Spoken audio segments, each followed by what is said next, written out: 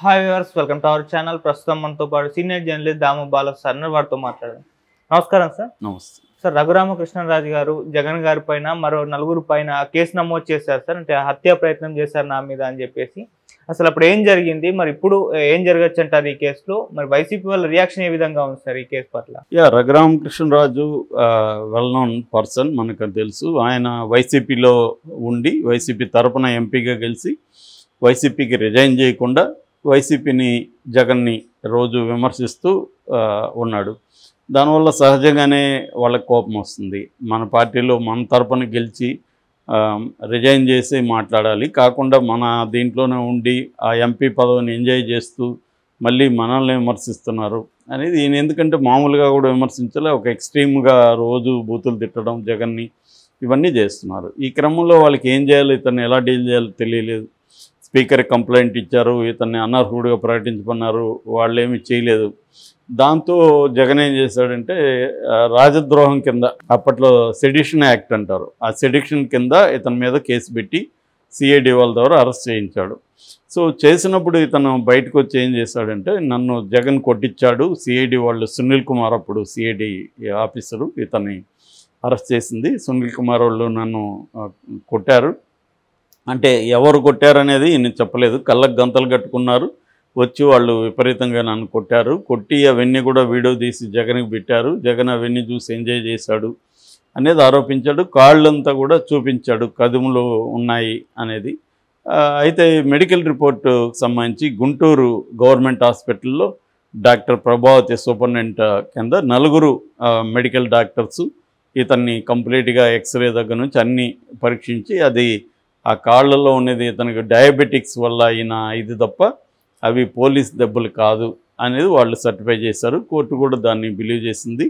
So దాని తర్వాత supreme court వరకు కూడా వెళ్ళారు వీళ్ళు బెయిల్కి సంబంధించి. సుప్రీంకోర్టులో కూడా ఇతని వాదనతో ఏకీభవించలేదు. అందువల్ల దాని తర్వాత ఇక్కడ మిలిటరీ హాస్పిటల్కి కూడా పంపించారు. ఆయన అక్కడ నమ్మకం లేదు గవర్నమెంట్ హాస్పిటల్ అంటే. సో ఇక్కడ కూడా ఏమీ ఆయనకి లాభం జరగలేదు. సో అది అయిపోయింది.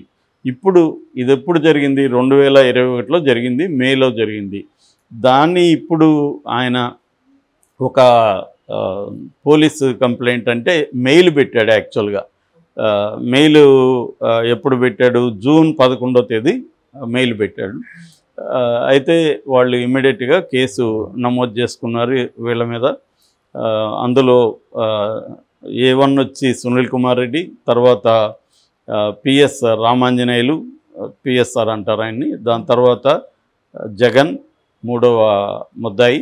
ఎందుకంటే ఇది జగన్ ఆధ్వర్యంలోనే జరిగిందని జగన్ చెప్పడం వల్లే వీళ్ళు చేశారని.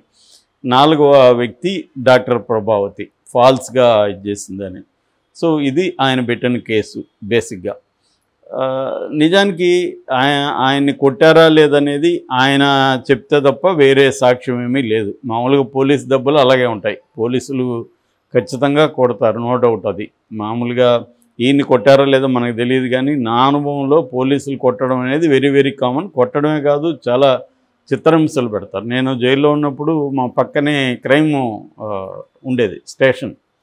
అక్కడి నుంచి రాత్రులట్టు నా సెల్లికి అరుపులు వినిపిస్తూ ఉండేవి. ఒక 4 రోజుల తర్వాత వాళ్ళు వచ్చేవాళ్ళు, చూస్తే గోర్లకి గుండు సూదులు గుచ్చి ఉండేవాళ్ళు. వాళ్ళేమో నవ్వుతూ చెప్తుండేవాళ్ళు. మామూలుగా ఏం జరిగింది, మిమ్మల్ని ఎలా కొట్టారంటే గుండు సూదులు గుచ్చారు సార్ అని చూపించేవాళ్ళు.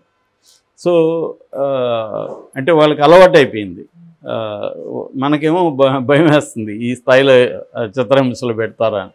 అట్లాగే కరెంటు చేయడం, కాళ్ళకి గుడ్డలు చుట్టి కిరోసిన్ పోసి గుడ్డలు చుడతారు, దానికి నిప్పు పెడతారు, ఆ గుడ్డ కాలుతూ ఉంటుంది, మన కాలు కాలుతూ ఉంటుంది. సో ఇలా రకరకాల పద్ధతులు కొడతారు. ముఖ్యంగా ఆ రబ్బర్ ఇవి ఉంటాయి లాఠీలు, వాటితో కొడితే ఏమవుతుందంటే లోపల దెబ్బ తగులుతుంది, బయటికి ఉండదు, కానీ కదుములాగా నల్లగా ఏర్పడుతుంది. అట్లా మేము పౌరకుల సంఘంలో ఉన్నప్పుడు కూడా చాలా పోలీస్ వైలెన్స్ మీద పనిచేసినప్పుడు చాలా చూసాము.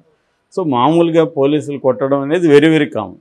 ఆ రకంగా ఈయన కూడా కొట్టుండే పాజిబిలిటీ ఉంది, పాజిబిలిటీ లేదని చెప్పలేము, ఖచ్చితంగా కొట్టుండొచ్చు. ఎందుకంటే జగన్కి కానీ వైసీపీకి కానీ ఈయన మీద తీవ్రమైన కోపం ఉంది. అసలు బయట వాళ్ళే అతన్ని ఎట్లా జగన్ సహిస్తూ ఉన్నాడు అనేది కూడా అనేవాళ్ళు. సో ఎందుకంటే తెలుగుదేశం అప్పుడు విపరీతంగా ఆయన్ని ఫోకస్ చేసి రోజు రచ్చబండ కార్యక్రమం ఆయన ఎప్పుడు అడిగితే అప్పుడు ఛానల్లో టైం ఇచ్చి అలాగే చేశారు. సో దాన్ని జగన్ అలా చేసి ఉండే అవకాశం ఉంది. జగన్ కొట్టినప్పుడు వీడియో కూడా చూసుండొచ్చు, తెలియదు మనకి. కానీ ఇది కోర్టులో ఎలా నిరూపించాలి, ఇదే సమస్య. మామూలుగా పోలీసు చాలాసార్లు షర్ట్లిప్పి కదుములంతా చూపించిన సందర్భాల్లో కూడా కోర్టులు ఏమి చేసింది ఏం లేదు. మామూలు కామన్ పీపుల్ని అనేక సార్లు కోర్టు, ఆ మధ్య కూడా మనం ఇక్కడ మన స్టోరీ కూడా చెప్పుకున్నాం కదా, ఎల్బీ నగర్లో ఒక ట్రైబల్ లక్ష్మి అనే ఒక ట్రైబల్ ఆమెని భయంకరంగా కొట్టారు. ఆమె తొడల మీద అంతా ఇంతంతలా వాసిపోయింది. ఏమైంది ఆ కేసులో? సస్పెండ్ చేశారు పేరుకి, ఆ తర్వాత వాళ్ళకి ఉద్యోగాలు ఇచ్చేసి ఉంటారు. ఆ తర్వాత ఫాలోఅప్ ఏం లేదు. సస్పెన్షన్ అనేది ఒక రకంగా హాలిడేస్ లాంటిది, వాళ్ళకి ఎంజాయ్ చేసి మళ్ళీ వచ్చుంటారు, టూర్ గీరు పోయి వచ్చుంటారు వాళ్ళు. సో ఇది జరుగుతుంది తప్ప ఏమీ ఈ లాకప్ డెత్లు కావచ్చు లేకపోతే పోలీస్ వైలెన్స్ కేసులో వాళ్ళకి శిక్షలు పడేది అనేది వెరీ వెరీ వెరీ రేర్ అనమాట. సో కాబట్టి ఈయన చేసి ఉండొచ్చు. కానీ వీళ్ళు ఏం చెప్తున్నారంటే పొన్నవల సుధాకర్ రెడ్డి వీళ్ళందరూ, సాక్షి వీళ్ళందరూ రాస్తున్నారు. అది వీళ్ళు అడిగే పాయింట్ ఏంటంటే, ఈయన అప్పుడేమో ఎవరు కొట్టారో తెలియదని చెప్పాడు, ఇప్పుడేమో సునీల్ కుమార్ రెడ్డి కొట్టాడు, రామాంజనేయులు కొట్టారని చెప్తున్నాడు. సో అప్పుడు వాంగ్మూలం ఇచ్చాడు. మామూలుగా 77 రోజుల తర్వాత చెప్పే సాక్ష్యం చెల్లదని సుప్రీంకోర్టు అనేకసార్లు చెప్పింది. ఇదేమో 3 ఏళ్ళు అయింది. సో సుప్రీంకోర్టును ధిక్కరిస్తున్నట్టుగా ఉంది ఈయన కేసు పెట్టడం. తర్వాత ఈయన కేసు 11వ తేదీ పెడితే 10వ తేదీ పోలీసులు లీగల్ ఒపీనియన్ రిజిస్టర్ చేశారు. అది ఎలా సాధ్యము? అవన్నీ వీళ్ళు ప్రశ్నిస్తున్నారు. మేబీ ఇవన్నీ టెక్నికాలిటీస్, రేపు కోర్టులో ఇవన్నీ తేల్తాయి. బట్ రఘురామకృష్ణరాజు ఏంటంటే జగన్ అంటేనే ఆయనకి పడదు, జగన్ మీద తీవ్రమైన కోపం ఉంది. కాబట్టి ఆయనకు అవకాశం వచ్చింది. జగన్ కేసులన్నింటిలో కూడా తీవ్రంగా వాటిని త్వరగా విచారించాలి, బెయిల్ క్యాన్సిల్ చేయాలి, ఇవన్నీ కూడా ఆయన కోర్టులో సుప్రీంకోర్టు వరకు కూడా వెళ్ళాడు, జరుగుతుంది.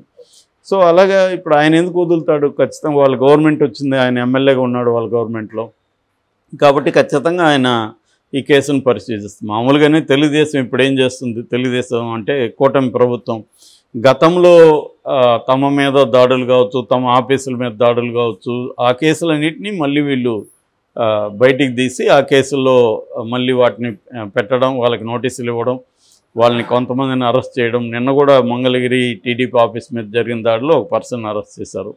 ఈ కార్యక్రమం వీళ్ళు వైసీపీ వాళ్ళ మీద చేస్తారు. ఒక రకంగా ఏంటంటే ఇది revenge story.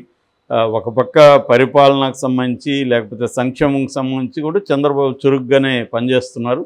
At the same time YCP వాళ్ళ మీద కూడా చేస్తున్నారు. ఇందులో రెండు యాంగిల్స్ ఉంటాయి. ఒకటేమో రెవెంజ్ యాంగిల్, తాము గతంలో తమను ఇబ్బంది పెట్టారు కాబట్టి ఇప్పుడు అధికారంలో ఉన్నాం కాబట్టి మేము ఇబ్బంది పెడతాం అనేది.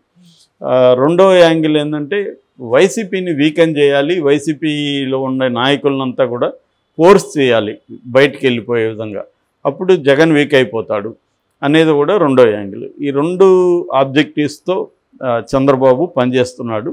సో అందువల్ల వీళ్ళందరూ కేసులను ఎదుర్కోవాల్సిందే. ఇట్లాంటివి కనీసం ఒక 20-30 మినిమం జగన్ మీద రాబోతున్నాయి కేసులు.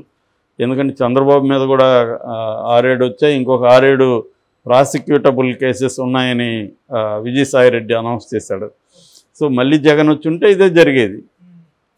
ఇప్పుడు రివర్స్ జరుగుతుంది, అంతే తేడా. ఎవరు వచ్చినా ఇదే, ఈ డ్రామాలే సేమ్ ఉంటాయి, వ్యక్తులు మారుతుంటారు, అంత తప్ప సేమ్ ఇదే జరుగుతుంది.